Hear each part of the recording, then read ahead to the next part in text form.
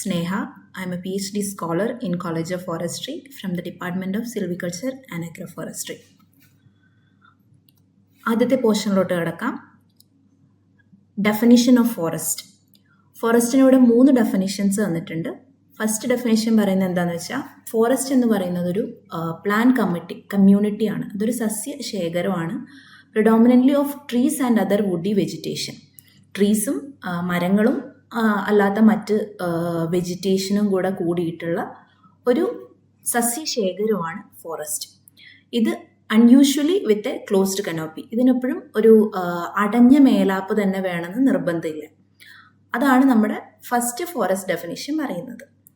Second definition എന്ന് വെച്ച് കഴിഞ്ഞാൽ ഇറ്റ്സ് എ ലീഗൽ ഡെഫിനിഷൻ. വളരെ സിമ്പിളാണ്.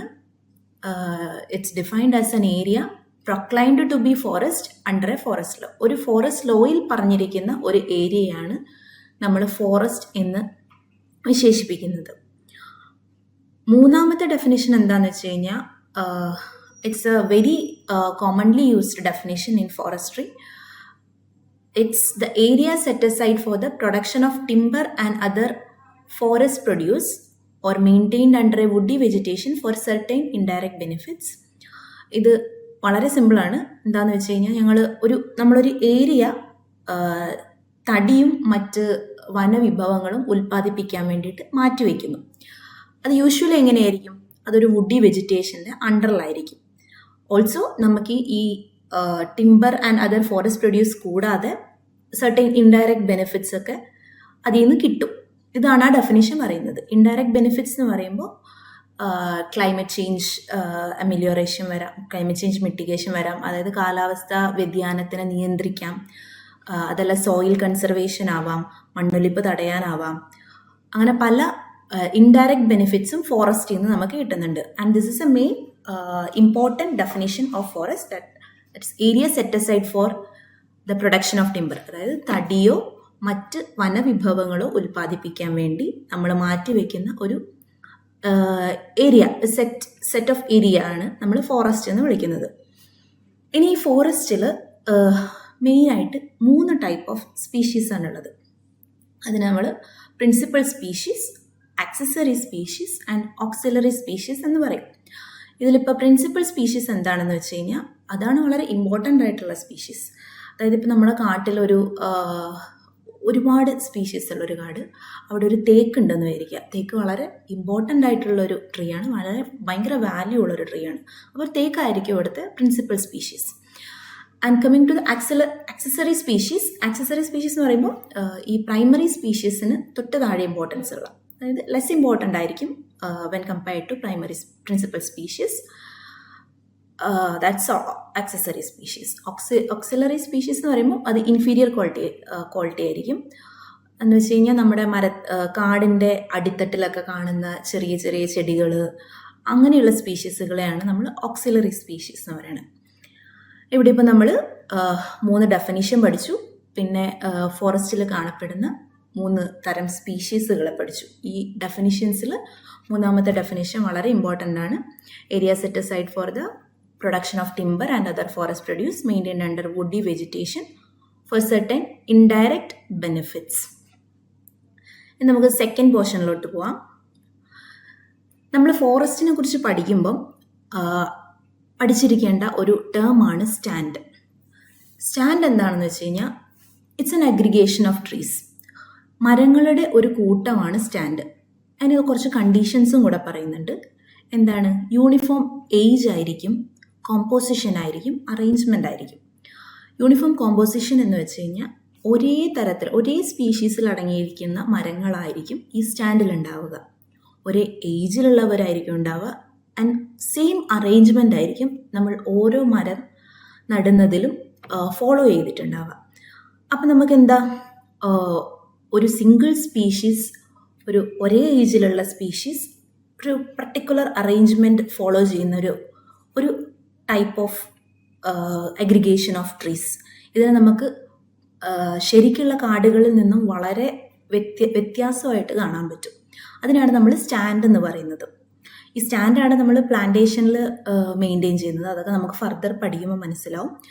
ഇനി ഫോറസ്റ്റ് എന്ന് പറയുന്നത് ഈ ഡിഫറെൻറ്റ് ടൈപ്സ് ഓഫ് സ്റ്റാൻഡുകൾ കൂടിച്ചേർന്നിട്ടുള്ളതാണ്. അതായത് ഫോറസ്റ്റിൽ പല സ്പീഷീസ് ഉണ്ടാവും, പല ഏജിലുള്ളതുണ്ടാവും, ആൻഡ് പ്രത്യേകിച്ച് ഒരു അറേഞ്ച്മെൻറ്റും അവർ ഫോളോ ചെയ്തിട്ടുണ്ടാവില്ല ഫോറസ്റ്റിൽ.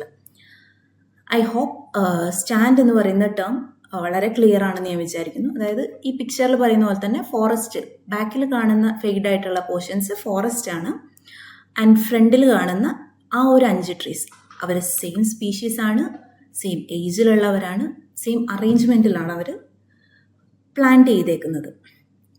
ഇതിനെയാണ് നമ്മൾ സ്റ്റാൻഡ് എന്ന് പറയുന്നത്. ഇനി നമുക്ക് ഫോറസ്റ്റിൻ്റെ ക്ലാസിഫിക്കേഷൻസിലോട്ട് പോവാം.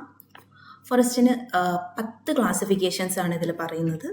ഞാൻ റെഫർ ചെയ്തേക്കുന്നത് ഇന്ത്യൻ ഫോറസ്ട്രി എന്ന് പറയുന്നൊരു ബുക്കാണ്. ഈ 10 ക്ലാസിഫിക്കേഷൻസിൽ വളരെ എളുപ്പമുള്ള ക്ലാസിഫിക്കേഷനാണ് ഈ 1ാമത്തെ classification. This is based on age. ഒരു കാടിൻ്റെ വയസ്സിന് ബേസ് ചെയ്തിട്ടുള്ള ക്ലാസിഫിക്കേഷനാണ് 1ാമത്തെ ക്ലാസിഫിക്കേഷൻ. ഈ ക്ലാസിഫിക്കേഷനെ ബേസ് ചെയ്ത് നമ്മൾ കാടിനെ 2ആയിട്ട് തരംതിരിച്ചിട്ടുണ്ട്. ഈവനേജ്ഡ് ഫോറസ്റ്റ് അല്ലെങ്കിൽ regular forest. Second one is uneven aged forest അല്ലെങ്കിൽ irregular forest.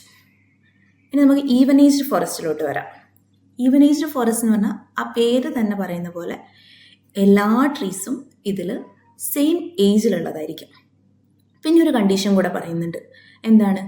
Difference up to 25% is permitted in the case of rotation is more than 100 years. ഇതിലൊരു പുതിയ ടേം വന്നിട്ടുണ്ട്, റൊട്ടേഷൻ. ഈ റൊട്ടേഷൻ എന്ന് വെച്ച് കഴിഞ്ഞാൽ നമ്മൾ ഒരു മരത്തിൻ്റെ എസ്റ്റാബ്ലിഷ്മെൻറ്റ് മുതൽ അത് നമ്മൾ എപ്പോഴാണത് വെട്ടുന്നത്, അത് ഹാർവെസ്റ്റ് ചെയ്യുന്ന വരെയുള്ള ആ ഒരു പീരീഡ്, അത് നമ്മൾ വർഷത്തിലായിരിക്കും പറയുക. ഈ ഹാർവെസ്റ്റ് ചെയ്യുന്ന പീരീഡ് അത് നമുക്ക് ഡിപ്പെൻസ് ഓൺ ഒരുപാട് ക്രൈറ്റീരിയാസിനെ ഡിപ്പെൻഡ് ചെയ്യുന്നുണ്ട്. അത് ചിലപ്പോൾ മാക്സിമം വോളിയം പ്രൊഡ്യൂസ് ചെയ്യുന്ന ഒരു രീതിക്കായിരിക്കാം, അല്ലെങ്കിൽ ചിലപ്പോൾ നമുക്ക് എത്രത്തോളം കാർബൺ സെക്വസ്ട്രേഷൻ അത് ചെയ്തിട്ടുണ്ട് അതൊക്കെ ബേസ് ചെയ്തിട്ടായിരിക്കും അത് ഏത് ടൈമിലാണ് നമ്മൾ ഹാർവെസ്റ്റ് ചെയ്യുന്നത്, അത് നമ്മുടെ പർപ്പസിനെ ബേസ് ചെയ്തിരിക്കും. എപ്പോഴാണ് നമ്മളത് ഹാർവെസ്റ്റ് ചെയ്യണമെന്ന് തീരുമാനിക്കാം. അപ്പോൾ ഈ 100 വർഷം ഒക്കെ റൊട്ടേഷനുള്ള ക്രോപ്സ്, അതായത് ട്രീസിന് മിനിമം 25% ഡിഫറൻസ് ഇതിൽ പെർമിറ്റ് ചെയ്യുന്നുണ്ട്. അതായത് 100 ട്രീസ് ഉള്ള ഒരു ഫോറസ്റ്റ് ആണെങ്കിൽ മിനിമം 25 ട്രീസിന് ഡിഫറെൻറ്റ് ഏജ് ആവാം. ബാക്കിയുള്ള 75 ട്രീസും സെയിം ഏജിലുള്ളവർ തന്നെ ആയിരിക്കണം. ഇതാണ് ഈവൻ ഏജ്ഡിന് പറയുന്ന condition. Coming to uneven aged എന്ന് പറയുമ്പം ഇതിലെ ട്രീസ് ഡിഫറെൻറ്റ് ഏജിലുള്ളവരായിരിക്കും. ഇതിൽ ഏജ് വേരിയേഷൻ പറയുന്നത് long rotation crops. Long rotation എന്ന് പറയുമ്പോൾ ഈ 100 വർഷമൊക്കെ എടുക്കുന്ന ട്രീസ് അത് മിനിമം 25% കൂടുതൽ ഏജ് വ്യത്യാസമുള്ളവരായിരിക്കണം. ഈ ട്രീസിൽ 25% ഏജ് വ്യത്യാസമുള്ളവരായിരിക്കണം. ഷോർട്ട് റൊട്ടേഷൻ എന്ന് വെച്ചാൽ നമ്മൾ ചെറിയ കാലഘട്ടത്തിൽ തന്നെ ഹാർവെസ്റ്റ് ചെയ്യാൻ പോകുന്ന മരങ്ങൾ, അതിൽ മിനിമം 20% ട്രീസെങ്കിലും വ്യത്യസ്ത പ്രായത്തിലുള്ളവരായിരിക്കണം. I hope every one is clear. Even aged forest എന്ന് വെച്ച് കഴിഞ്ഞാൽ സെയിം ഏജിലുള്ളവരും, അൺഈവൻ ഏജ്ഡ് എന്ന് വെച്ച് കഴിഞ്ഞാൽ ഡിഫറെൻറ്റ് ഏജിലുള്ളവരും. ആൻഡ് ദ കണ്ടീഷൻസും ക്ലിയർ ആണെന്ന് വിശ്വസിക്കുന്നു. ആൻഡ് ദ സെക്കൻഡ് ക്ലാസിഫിക്കേഷൻ എന്ന് പറയുന്നത് it's based on the growing stock. ഇത് വളരെ ഇൻട്രസ്റ്റിംഗ് ആയിട്ടുള്ളൊരു ക്ലാസിഫിക്കേഷനാണ്. ഈ ക്ലാസിഫിക്കേഷനെ ബേസ് ചെയ്തിട്ട് നമ്മൾ നോർമൽ ഫോറസ്റ്റും അബ്നോർമൽ ഫോറസ്റ്റ് എന്ന രീതിക്കാണ് ഇതിനെ ക്ലാസിഫൈ ചെയ്തേക്കുന്നത്. നോർമൽ ഫോറസ്റ്റ് എന്ന് പറയുമ്പോൾ ഇതിലൊരു നോർമൽ ഏജ് ഗ്രഡേഷൻ ആയിരിക്കും. അതായത് ഒരു പ്രായപരിധി ഉണ്ടാവും. ഈ നോർമൽ ഫോറസ്റ്റിലെ ട്രീസിന് സെയിം ഒരു പ്രത്യേക, അതായത് ഒരു 5 വയസ്സ് മുതൽ 10 വയസ്സ് വരെയുള്ള ട്രീസ് മാത്രമേ ഈ ഫോറസ്റ്റിൽ ഉണ്ടാവുള്ളൂ. അങ്ങനെ ഒരു കണ്ടീഷനാണത്. പിന്നെ നോർമൽ ഗ്രോയിങ് സ്റ്റോക്ക് ആയിരിക്കും. ഗ്രോയിങ് സ്റ്റോക്ക് നമ്മൾ കണ്ടുപിടിക്കുന്നത് ഒരു ഫോർമുല വെച്ചിട്ടാണ്. Sum of the number of trees in a forest or sum of volume of trees growing in a forest എന്ന് പറയും. അതായത് എല്ലാം വളരെ ഡിസ്ക്രീറ്റ് ആയിരിക്കും. ഇതിലെത്ര ഗ്രോത്ത് വരുന്നുണ്ട്. നോർമൽ ഇൻക്രിമെൻ്റ് എന്ന് വെച്ച് കഴിഞ്ഞാൽ അതിലെ ഗ്രോത്തും വളരെ കൺഫൈൻഡ് ആയിരിക്കും.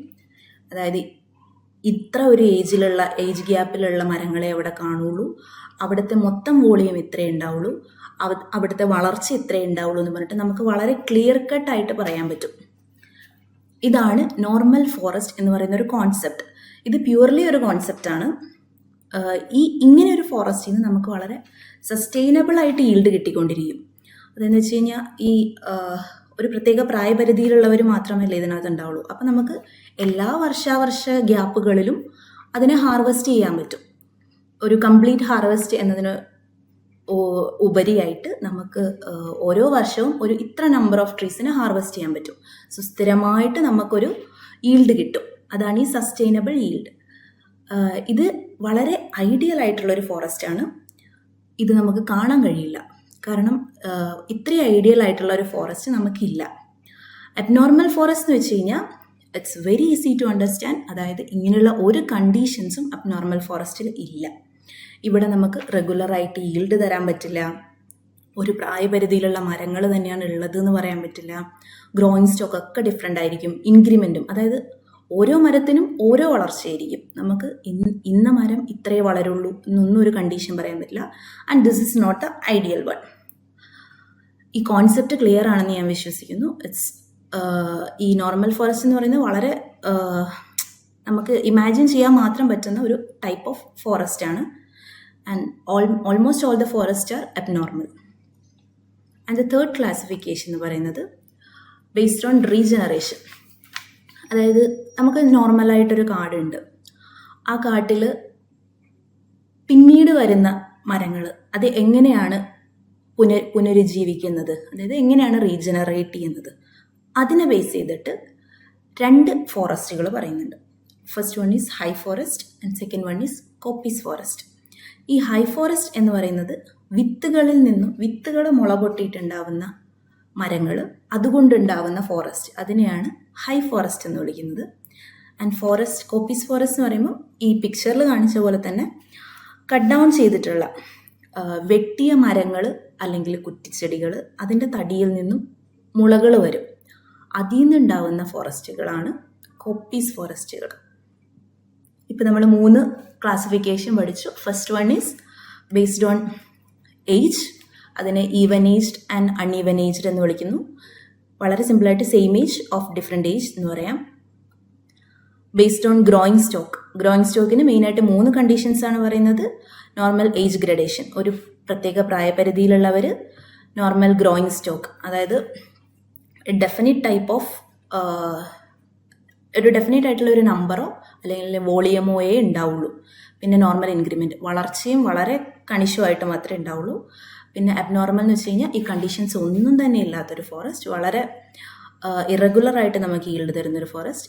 And the third classification is based on regeneration, അത് ഹൈ ഫോറസ്റ്റും പിന്നീട് കോപ്പീസ് ഫോറസ്റ്റും. ഹൈ ഫോറസ്റ്റ് എന്ന് വെച്ച് കഴിഞ്ഞാൽ വിത്തിൽ നിന്ന് മുള പൊട്ടിയിട്ടുണ്ടാകുന്ന കാടുകൾ, കോപ്പീസ് ഫോറസ്റ്റ് എന്ന് വെച്ച് കഴിഞ്ഞാൽ നമ്മൾ വെട്ടിമാറ്റി കഴിഞ്ഞ മരങ്ങൾ, കുറ്റിച്ചെടികൾ, അതിൽ നിന്നൊക്കെ മുള പൊട്ടിയിട്ടുണ്ടാകുന്ന ഫോറസ്റ്റുകൾ. ഈ കോണിഫറസ് ഫോറസ്റ്റുകളൊക്കെ ഈ കോപ്പീസ് ഫോറസ്റ്റിൽ പെടും. ഇനി 4ാമത്തെ ക്ലാസിഫിക്കേഷൻ എന്ന് വെച്ച് കഴിഞ്ഞാൽ it's based on species composition. Species composition എന്ന് പറയുമ്പോൾ നമുക്ക് എന്ത് മനസ്സിലാവും? ഏത് സ്പീഷീസാണ് ഒരു കാട്ടിൽ വളരുന്നത്. പ്യുവർ ഫോറസ്റ്റ് എന്ന് പറയുമ്പോൾ ഒരൊറ്റ സ്പീഷീസേ ഉണ്ടാവുള്ളൂ. നമ്മൾ ഈ പ്ലാന്റേഷനൊക്കെ പ്യുവർ ഫോറസ്റ്റിൽ വരുന്നതാണ്. ഇതിൽ the proportion of main species should not be less than 80%. അതായത് ഒരു 100 ട്രീസ് ഉണ്ടെങ്കിൽ 80 ട്രീസ് എങ്കിലും ഒരേ സ്പീഷീസിൽ വരുന്നതായിരിക്കും. അതാണ് പ്യുവർ ഫോറസ്റ്റ്. മിക്സഡ് ഫോറസ്റ്റ് എന്ന് പറയുന്നത് ആ പേര് പറയുന്ന പോലെ തന്നെ 2ഓ അതിൽ കൂടുതലോ സ്പീഷീസ് വരും. ഡിഫറെൻറ്റ് സ്റ്റോറീസ് ഉണ്ടാവും. അതായത് ഈ ടൈപ്പ് ഓഫ് ഫോറസ്റ്റിന് പല തട്ടുകളായിട്ട് കാണാൻ പറ്റും. അതായത് പല സ്പീഷീസുകൾ പല ഉയരത്തിലായിരിക്കുമല്ലോ വളരുന്നത്, അപ്പോൾ പല തട്ടുകളായിട്ടാണ് ഈ കാടുകൾ കാണാൻ പറ്റുക. ഇനി ഇതിൽ പറയുന്ന കണ്ടീഷൻ എന്താണ്? At least the canopy of one species must be more than 20%. ഒരു സ്പീഷീസിൻ്റെ കനോപ്പി മിനിമം 20% കൂടുതലെങ്കിലും ഉണ്ടാവണം. അതായത് 2ൽ കൂടുതൽ സ്പീഷീസ് എന്ന് പറയുമ്പോൾ തന്നെ പല സ്പീഷീസ് പല ഉയരത്തിലൊക്കെ ആയിരിക്കും ഒക്യുപ്പൈ ചെയ്യുന്നത്. അതായത് ഒരു സ്പീഷീസ് എങ്കിലും അതിൻ്റെ 20% കനോപ്പി ഉണ്ടാവണം. At least canopy of one species must be more 20% കൂടുതൽ ഉണ്ടാവണം. Based on species composition pure ഫോറസ്റ്റും മിക്സഡ് ഫോറസ്റ്റും ക്ലിയർ ആണെന്ന് വിശ്വസിക്കുന്നു. ഇനി 5ാമത്തെ ക്ലാസിഫിക്കേഷൻ എന്ന് പറയുന്നത് ഒബ്ജക്റ്റ് ഓഫ് മാനേജ്മെൻറ്റിനെ ബേസ് ചെയ്തുകൊണ്ടുള്ളതാണ്. ഒബ്ജക്റ്റ് ഓഫ് മാനേജ്മെൻറ്റ് എന്ന് വെച്ച് കഴിഞ്ഞാൽ എന്ത് ലക്ഷ്യത്തിന് വേണ്ടിയിട്ടാണ് നമ്മൾ ഈ ഫോറസ്റ്റ് മാനേജ് ചെയ്യുന്നത്, എന്ത് ലക്ഷ്യത്തിന് വേണ്ടിയിട്ടാണ് ഞങ്ങൾ ഫോറസ്റ്റ് വളർത്തുന്നത്, അതിനെ ബേസ് ചെയ്തിട്ട് 5ആയിട്ടാണ് ഫോറസ്റ്റിനെ ക്ലാസിഫൈ ചെയ്തിരിക്കുന്നത്. Production forest, fuel forest, farm forest and recreational forest. ഇതിൽ പ്രൊഡക്ഷൻ ഫോറസ്റ്റ് എന്ന് പറയുമ്പോൾ ആസ് എ നെയിം സേസ് ഇത് പ്രൊഡക്ഷന് വേണ്ടി മാത്രമുള്ളതാണ്. Commercial production of timber, non timber forest products and other forest resources. പലതരം വ്യാവസായിക ആവശ്യങ്ങൾക്ക് വേണ്ടിയിട്ട് നമ്മൾ ഫോറസ്റ്റുകൾ നടത്തിക്കൊണ്ട് പോകുന്നുണ്ട്. അതായത് പൾപ്പിന് വേണ്ടിയിട്ട്, പിന്നെ പേപ്പർ ഉണ്ടാക്കാൻ വേണ്ടിയിട്ട്, അതിനൊക്കെ വേണ്ടിയിട്ട് നമ്മൾ ഫോറസ്റ്റ് മാനേജ് ചെയ്ത് വരുന്നുണ്ട്. അതൊരു ലാർജ് നമ്പർ ഓഫ് ട്രീസ് നമ്മൾ കൊമേഴ്ഷ്യൽ പർപ്പസിന് വേണ്ടിയിട്ട് വളർത്തി വരുന്നു. അതിനെയാണ് നമ്മൾ പ്രൊഡക്ഷൻ ഫോറസ്റ്റ് എന്ന് പറയുന്നത്. അതിനകത്ത് നമുക്ക് ഒരു പ്രൊഡ്യൂസ് കിട്ടുന്നുണ്ട്. അതാണ് ആ പ്രൊഡക്ഷൻ ഫോറസ്റ്റിൻ്റെ മീനിങ്. Coming to the second classification, അത് പ്രൊട്ടക്ഷൻ ഫോറസ്റ്റ് ആണ്. ഇതിൽ പ്രൊഡക്ഷൻ ഒരു റോളും ഇല്ല. ഇതെന്തൊക്കെയാണ് നമുക്ക് തരുന്നത്? നമ്മുടെ എക്കോസിസ്റ്റം സർവീസസ്. എക്കോസിസ്റ്റം സർവീസ് എന്താ? ജൈവവൈവിധ്യം സംരക്ഷിക്കാൻ വേണ്ടിയിട്ട്, അതിനാണ് നമ്മൾ ഈ പ്രൊട്ടക്ഷൻ ഫോറസ്റ്റുകൾ കൊണ്ട് ഉദ്ദേശിക്കുന്നത്. ഇതെന്തൊക്കെ നമുക്ക് ചെയ്യും? സോയിൽ പ്രൊട്ടക്ഷൻ, മണ്ണൊലിപ്പ് തടയും, water regulation, biodiversity conservation and climate stabilisation. ഇപ്പോൾ കാലാവസ്ഥാ വ്യതിയാനങ്ങളൊക്കെ വളരെ ഇമ്പോർട്ടൻ്റ് ആയിട്ടുള്ളൊരു സമയമാണ്. അപ്പോൾ ഇങ്ങനെയുള്ള സിറ്റുവേഷൻസിൽ നമ്മൾ ശരിക്കും എയിം ചെയ്യേണ്ടത് പ്രൊട്ടക്ഷൻ ഫോറസ്റ്റിലാണ്. അതായത് നമുക്ക് എക്കോസിസ്റ്റം സർവീസസ് ആണ് കിട്ടുന്നത് rather than the production side. ഇവിടെ നമ്മൾ കൊമേഴ്ഷ്യൽ എക്സ്പ്ലോയിറ്റേഷൻ ഒന്നും ഉണ്ടാവില്ല ഈ പ്രൊട്ടക്ഷൻ ഫോറസ്റ്റിൽ. Only we are getting an ecosystem service and this biodiversity conservation. 3ാമത്തെ ക്ലാസിഫിക്കേഷൻ എന്ന് പറയുന്നത് ഫ്യൂവൽ ഫോറസ്റ്റ് ആണ്. ഫ്യൂവൽ ഫോറസ്റ്റ് എന്ന് വെച്ച് കഴിഞ്ഞാൽ ഇന്ധനത്തിന് വേണ്ടിയിട്ടുള്ള ഫോറസ്റ്റ്. നമ്മളിത് എന്തിനാണ് മാനേജ് ചെയ്യണമെന്ന് വെച്ച് കഴിഞ്ഞാൽ ഫ്യൂവൽ വുഡ്, നമുക്ക് വീട്ടിലോട്ട് കത്തിക്കേണ്ട വിറകുകൾക്ക് വേണ്ടിയിട്ടാവാം. പിന്നെ ചാർക്കോൾ ഒരു ഇന്ധനമാണല്ലോ, അതിന് വേണ്ടിയിട്ടാവാം. പിന്നെ ബയോമാസ് എനർജി, അതായത് മൊത്തത്തിൽ നമുക്കൊരു ഇന്ധനം കിട്ടാൻ വേണ്ടിയിട്ടാണ് നമ്മൾ ഈ ടൈപ്പ് ഓഫ് ഫോറസ്റ്റുകൾ കൾട്ടിവേറ്റ് ചെയ്യുന്നത്. ഇനി 4ാമത്തെ ക്ലാസിഫിക്കേഷൻ എന്ന് പറയുന്നത് ഫാം ഫോറസ്റ്റ് ആണ്. ഫാം ഫോറസ്റ്റ് എന്ന് വെച്ച് കഴിഞ്ഞാൽ അഗ്രികൾച്ചറൽ ലാൻഡ്സ്കേപ്പിലാണ് നമ്മൾ ഈ ഫോറസ്റ്റുകൾ കാണുക. എന്തൊക്കെ ബെനിഫിറ്റ്സ് ഉണ്ടാവും? ഒന്നിൽ കൂടുതൽ ബെനിഫിറ്റ്സ് നമുക്ക് ഫാം ഫോറസ്റ്റിൽ നിന്ന് കിട്ടും. ഈ അഗ്രോ ഫോറസ്ട്രി ഒക്കെ ഈ ഫാം ഫോറസ്റ്റിൽ വരുന്നതാണ്. എന്തൊക്കെ ബെനിഫിറ്റ്സ് കിട്ടാം? ടിമ്പർ ആയിരിക്കാം, ഫ്യൂവൽ വുഡ് ആയിരിക്കാം, ഫോഡർ, അതായത് നമ്മുടെ വീട്ടിലെ കന്നുകാലികൾക്ക് കൊടുക്കുന്ന ഭക്ഷണമായിട്ടായിരിക്കാം. ഓൾസോ ഇൻഡയറക്റ്റ് ആയിട്ടുള്ള ബെനിഫിറ്റ്സ്, അതാണ് soil conservation and biodiversity enhancement. അതായത് ഒന്നിൽ കൂടുതൽ നമുക്ക് നേട്ടങ്ങൾ അതിനകത്ത് നിന്ന് കിട്ടുന്നുണ്ട്. അതാണ് ഫാം ഫോറസ്റ്റ്. ഏറ്റവും അവസാനമാണ് റിക്രിയേഷണൽ ഫോറസ്റ്റ്. റിക്രിയേഷണൽ ഫോറസ്റ്റ് എന്ന് വെച്ച് കഴിഞ്ഞാൽ ആ വാക്ക് പറയുന്ന പോലെ തന്നെ വിനോദത്തിന് വേണ്ടിയിട്ടുള്ള ഫോറസ്റ്റാണ് ഈ recreational forest. For leisure, tourism, outdoor activities, ഇതിനൊക്കെ വേണ്ടിയിട്ടാണ് നമ്മൾ ഈ റിക്രിയേഷണൽ ഫോറസ്റ്റ് കൾട്ടിവേറ്റ് ചെയ്ത് പോകുന്നത്. I hope this classification is very clear based on the object of എന്തിനാണ് നമ്മളിത് വളർത്തിക്കൊണ്ടുവരുന്നത് എന്നതിനെ ബേസ് ചെയ്തിട്ട് production forest, something is produced, അത് നമ്മൾ കൊമേഴ്ഷ്യലി എക്സ്പ്ലോയിറ്റ് ചെയ്യുന്നു കൊമേഴ്ഷ്യൽ പ്രൊഡക്ഷന് വേണ്ടി. പ്രൊട്ടക്ഷൻ ഫോറസ്റ്റ് എന്ന് പറഞ്ഞാൽ വി ആർ ഗെയിനിങ് നത്തിങ്, ഡയറക്റ്റായിട്ട് നമുക്കൊന്നും കിട്ടുന്നില്ല. We are getting indirect benefits, that is for conserving ecosystems, soil protection, biodiversity conservation, പിന്നെ ക്ലൈമറ്റ് ചേഞ്ച് മിറ്റിഗേഷൻ, അങ്ങനെ പല വ്യത്യസ്തമായിട്ടുള്ള ഇൻഡയറക്റ്റ് ബെനിഫിറ്റ്സ് ആണ് ഈ പ്രൊട്ടക്ഷൻ ഫോറസ്റ്റിൽ നിന്ന് കിട്ടുന്നത്. ഫ്യൂവൽ എന്ന് പറയുമ്പോൾ yes we are getting something, that is fuel ആവാം, ചാർക്കോൾ ആവാം, അസൈഡ്സ് ബയോമാസ് എനർജി സോഴ്സസ് ആവാം. And the fourth one farm forest, multiple benefits, അതായത് നമുക്ക് ഡയറക്റ്റായിട്ട് ടിമ്പറും ഫ്യൂവൽ വുഡൊക്കെ കിട്ടുന്നുണ്ടാവാം, ഫോഡർ കിട്ടുന്നുണ്ടാവും, and also indirect soil conservation, biodiversity enhancement, etc. At last, recreational forest. Recreational forest, as a name says it's for recreation purposes. Leisure ടൈമിന് നമ്മൾ time spend ചെയ്യുന്ന സ്ഥലം, ടൂറിസത്തിന് പോകുന്നത്, ഔട്ട്ഡോർ ആക്ടിവിറ്റീസിന് വേണ്ടിയിട്ട്, എല്ലാത്തിനും വേണ്ടി. And also it's giving environmental conservation. കാരണം ഇതൊക്കെ നമുക്ക് ഇൻഡയറക്റ്റ് ബെനിഫിറ്റ്സ് തരുന്നുണ്ട്. Okay, I hope the 5th classification is clear. ഇനിയാണ് 6ാമത്തെ ക്ലാസിഫിക്കേഷൻ.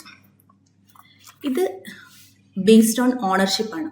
അതായത് ആരാണ് ഈ ഫോറസ്റ്റിൻ്റെ ഉടമ എന്നതിനെ ബേസ് ചെയ്തിട്ടാണ് ഈ ക്ലാസിഫിക്കേഷൻ വന്നിരിക്കുന്നത്. ഇത് ബേസ്ഡ് മെയിൻലി നാലായിട്ടാണ് ഡിവൈഡ് ചെയ്തിരിക്കുന്നത്: state forest, private forest, community forest and panchayat forest.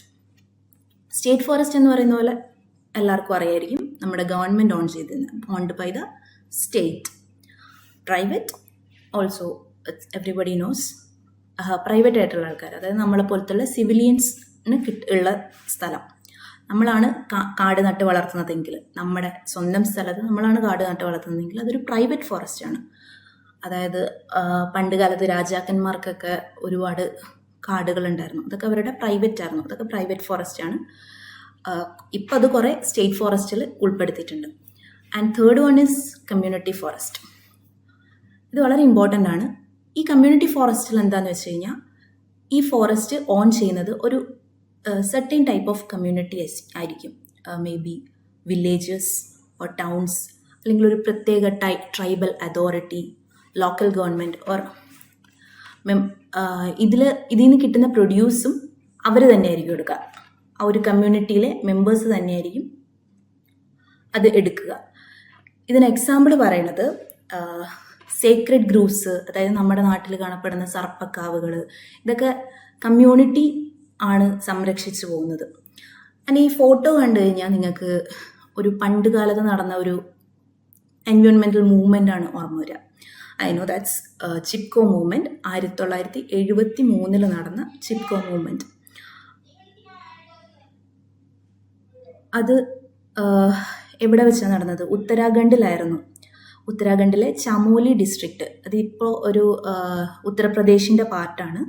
Chamoli ഡിസ്ട്രിക്റ്റിലാണ് ഈ എൻവയോൺമെൻറ്റ് പ്രൊട്ടസ്റ്റ് നടന്നത്. എന്താണെന്ന് വെച്ച് കഴിഞ്ഞാൽ, ഗവൺമെൻറ് വളരെയധികം ഫോറസ്റ്റിനെ എക്സ്പ്ലോയിറ്റ് ചെയ്യുക, മരങ്ങൾ വെട്ടാൻ വന്നപ്പോൾ അവിടുത്തെ ഗൗരാദേവി എന്ന് അറിയപ്പെടുന്ന ഒരു മെയിൻ ലീഡറുണ്ട്, ഒരു സ്ത്രീ. അവരും അവരുടെ കൂട്ടത്തിലുള്ളവരും കൂടെ മരത്തിനെ പോയി ഹഗ് ചെയ്തു.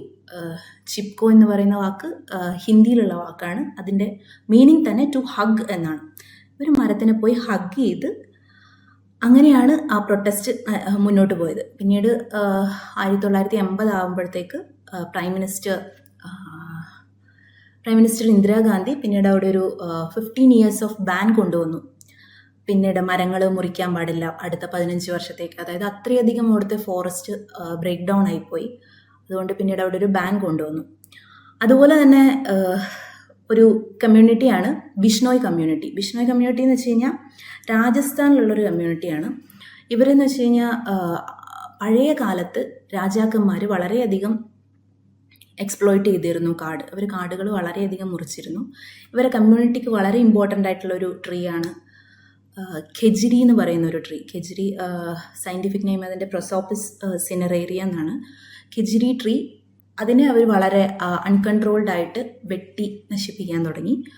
അപ്പോൾ അതിനെ പ്രൊട്ടസ്റ്റ് ചെയ്തിട്ടും അവരൊരുപാട് പ്രൊട്ടസ്റ്റുകൾ നടന്നിട്ടുണ്ട്. So this Bishnoi community is also protecting some forest in Rajasthan. അതാണ് ഈ കമ്മ്യൂണിറ്റി ഫോറസ്റ്റ് എന്നതുകൊണ്ട് ഉദ്ദേശിക്കുന്നത്. അതായത് ഒരു സെർട്ടൻ ടൈപ്പ് ഓഫ് വില്ലേജസ് അല്ലെങ്കിൽ ഒരു കമ്മ്യൂണിറ്റീസ് ഒക്കെയാണ് ഇതിനെ പ്രൊട്ടക്റ്റ് ചെയ്യുന്നത്. നമ്മൾ കേരളത്തിലൊരു കമ്മ്യൂണിറ്റി റിസർവ് ഉണ്ട്, അത് കടലുണ്ടിയിലാണ്. Hope every one knows it. പിന്നെ 4ാമത്തേതാണ് പഞ്ചായത്ത് ഫോറസ്റ്റ്. പഞ്ചായത്ത് ഫോറസ്റ്റ് എന്ന് പറയുമ്പോൾ പഞ്ചായത്തിനായിരിക്കും ഇതിൻ്റെ എല്ലാ തരത്തിലുള്ള അധികാരങ്ങളും. പഞ്ചായത്തായിരിക്കും അതിനെ മാനേജ്മെൻറ്റ് ചെയ്യുന്നത്. അതിൽ നിന്നുള്ള പ്രൊഡ്യൂസുകളൊക്കെ എടുക്കുന്നത് പഞ്ചായത്തായിരിക്കും. Either the people elected by villages elect ചെയ്തെടുക്കുന്ന ആൾക്കാരോ അല്ലെങ്കിൽ പഞ്ചായത്ത് മെമ്പേഴ്സോ ആയിരിക്കും ഇതിൻ്റെ എല്ലാ അധികാരങ്ങളും ഉൾക്കൊണ്ടിട്ടുള്ളവർ. Okay, I think this classification is clear. This is purely based on the ownership. First one is state forest, owned by the state, private, owned by civilians, private people. Third one is community forest, owned by community, villages, tribal groups, or any others. Panchayat, owned by panchayat or village. വളരെ clear ആണെന്ന് വിശ്വസിക്കുന്നു. And seventh one is, ഇത് വളരെ important ആയിട്ടുള്ള ഒരു ക്ലാസിഫിക്കേഷനാണ്, Indian forest act 1927. അത് ഇന്ത്യയിലെ തന്നെ വളരെ ഇമ്പോർട്ടൻ്റ് ആയിട്ടുള്ളൊരു ആക്റ്റാണ്. ഈ ആക്റ്റിലാണ് നമ്മുടെ ഈ ക്ലാസിഫിക്കേഷൻ വന്നിരിക്കുന്നത്. ഇതിലാണ് നമ്മുടെ ഇപ്പം നമ്മൾ ക്ലാസിഫൈ ചെയ്തേക്കുന്നത്, ഇപ്പം നമ്മൾ കാണുന്ന reserve forest, protected forest, village forest, ഇതൊക്കെ ഈ ആക്ടിൻ്റെ അണ്ടറിലാണ് വന്നത്. അപ്പോൾ റിസർവ് ഫോറസ്റ്റ് എന്താണെന്ന് വെച്ച് കഴിഞ്ഞാൽ, it's an area constituted under section 3 in chapter 2. Indian forest ആക്ടിൻ്റെ ചാപ്റ്റർ 2 സെക്ഷൻ 3 പറയപ്പെടുന്ന ഏരിയയാണ് ഈ റിസർവ് ഫോറസ്റ്റ്. റിസർവ് ഫോറസ്റ്റ് എന്ന് പറയുന്നത് നമുക്ക് എല്ലാവർക്കും അറിയാം, അവിടെ ഒരു പബ്ലിക് റൈറ്റ്സും ഇല്ല. അവിടെ ഹണ്ടിങ് പെർമിറ്റഡ് അല്ല, ഗ്രേസിങ് പെർമിറ്റഡ് അല്ല, മരങ്ങൾ വെട്ടുന്ന പെർമിറ്റഡ് അല്ല, നത്തിങ് ഈസ് പെർമിറ്റഡ്. ഒരു പബ്ലിക് റൈറ്റിനും റിസർവ് ഫോറസ്റ്റിൽ റോളില്ല. ഒരു ഹൈ ലെവൽ ഓഫ് പ്രൊട്ടക്ഷനാണ് ഈ റിസർവ് ഫോറസ്റ്റിൽ ഫോളോ ചെയ്തു പോകുന്നത്. And coming to the second important forest, that is protected forest. Protected ഫോറസ്റ്റിൽ ലിമിറ്റഡ് ഡിഗ്രി ഓഫ് പ്രൊട്ടക്ഷൻ ആയിരിക്കും. അതായത് റിസർവ് ഫോറസ്റ്റിൻ്റെ അത്ര പ്രൊട്ടക്ഷൻ പ്രൊട്ടക്റ്റഡ് ഫോറസ്റ്റിൽ ഇല്ല. റെസ്ട്രിക്ഷൻസ് വളരെ റിസർവ് ഫോറസ്റ്റിനെ കമ്പയർ ചെയ്ത് കുറവായിരിക്കും. ഇത് ഇന്ത്യൻ ഫോറസ്റ്റ് ആക്ടിൻ്റെ ചാപ്റ്റർ 4 വരുന്നത്.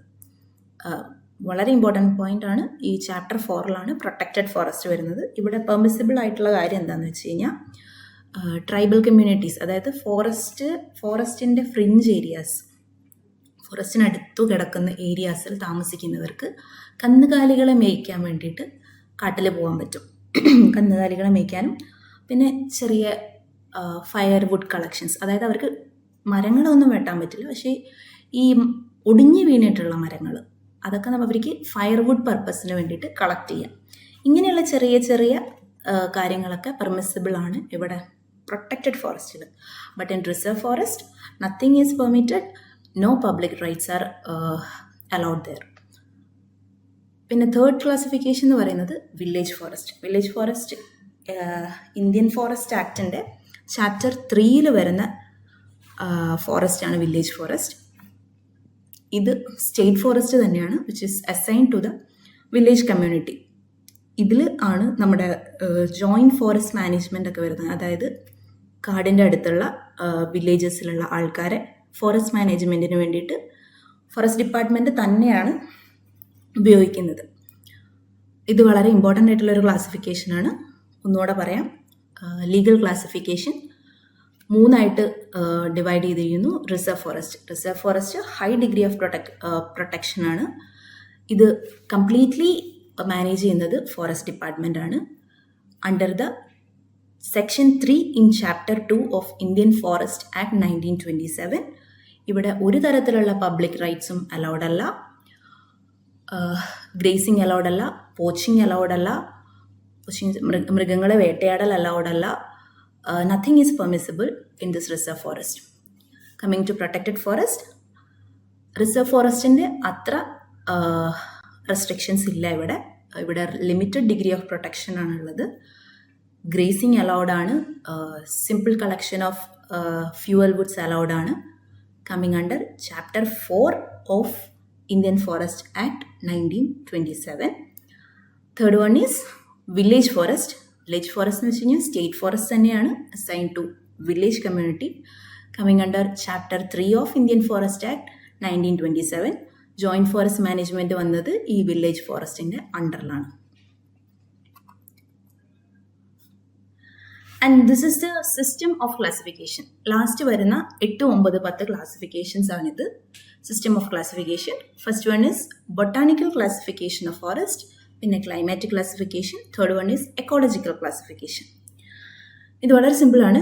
Botanical classification purely based on the വെജിറ്റേഷൻ്റെ തന്നെ പ്രസൻസ്, സ്ട്രക്ചർ, കോമ്പോസിഷൻ, ഡൈനാമിക്സ്, ഇതിനൊക്കെ ബേസ് ചെയ്തിട്ടാണ് ബൊട്ടാണിക്കൽ ക്ലാസിഫിക്കേഷൻസ് നടന്നിരിക്കുന്നത്. ഇതിന് 2 എക്സാമ്പിൾ പറയുന്നുണ്ട്.